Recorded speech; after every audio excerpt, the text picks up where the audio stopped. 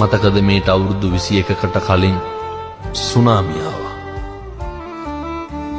Concrete ගොඩනැගිලි building ගලවගෙන ගියා.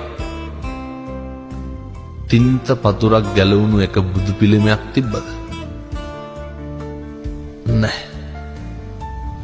ස්වභාවික ව්‍යසන කොච්චරවත් සිද්ධ වුණා. හෙල්ලිච්ච බුදු පිළිමයක්වත් තිබ්බේ නැහැ.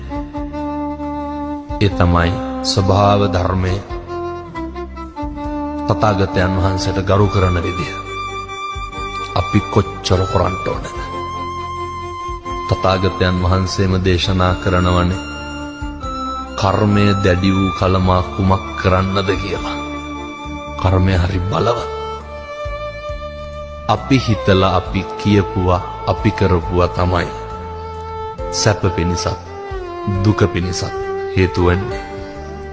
අභිවාදන සීලිස්ස නිච්ඡං වද්ධා පචායිනෝ චත්තාරෝ ධම්මා වඩ්ඩන්ති ආයුවන්නෝ සුඛං බලං.